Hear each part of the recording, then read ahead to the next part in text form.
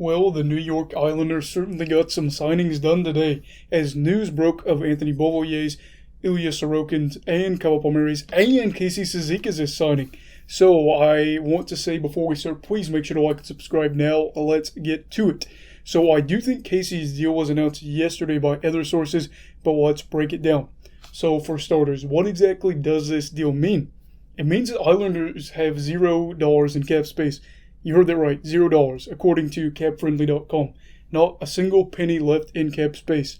And we'll go through the contracts, talk about them, what I think, it is, if it's a good thing, a bad thing for these contracts, for these players. And at the end of the video, I'll give you my take on why these deals were made.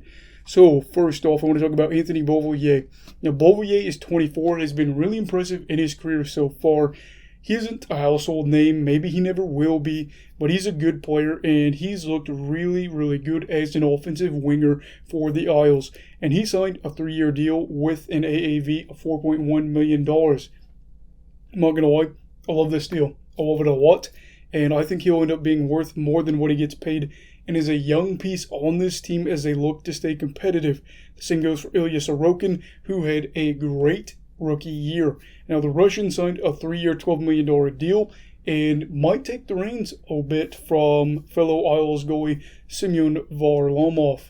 We'll have to see. Now, both goalies probably will play a fair amount of games, and both play well due to the Islanders' defensive system that makes it tough to get shots inside. But I think the money's fair. I think the term will give him time to prove, or the length of the deal will give him time to prove that he's worth more once this deal is up. Now, the other two deals were a little bit weirder, and I wanted to talk about that. So, you have Kyle Palmieri getting a 4-year, $20 million deal. It's interesting because he's 30, and, paying a player $5 million a year as they're headed towards 35 isn't something I normally endorse. However, he was brought in from the Devils and has shown he can be a force at times.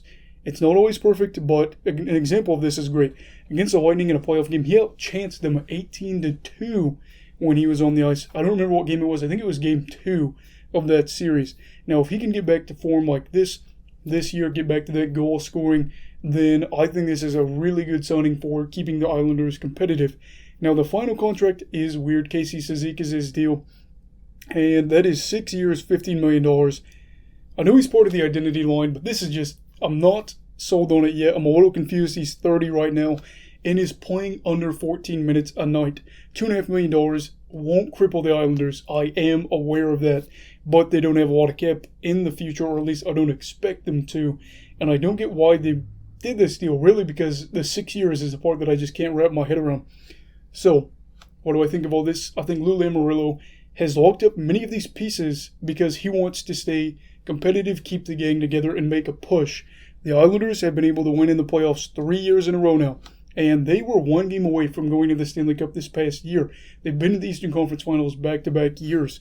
Tampa Bay, the team that has beaten them, has lost like 4 players from that group, and you have teams like Boston, Pittsburgh, Washington. They're all getting older, and it's going to be harder for them to win. Not like it matters for the Islanders. I don't think they care because they beat all 3 of those previous teams I just mentioned a second ago over the course of the past 3 seasons. The Penguins they beat twice in that time. This is a good group. It isn't perfect, but for me, I think while the signings might be a little bit odd, Lou just seems to kind of be intently focused on right now, where there's a legitimate chance the Islanders could hoist the cup if things go their way. We'll have to see. Not saying that they're definitely going to win it, but I like some of the moves they've made, and I am aware that that door might be a little bit easier to kick down this year. What do you think? Do you think the signings will help the Islanders win the Stanley Cup, or will they just derail the team further? We'll see how it goes. Either way, let me know down below. Please make sure to like and subscribe. Everybody stay safe. Have a great night. You go love hockey, all right? Goodbye, Brigadiers and Brigadettes. This is your captain signing off. Have a great night.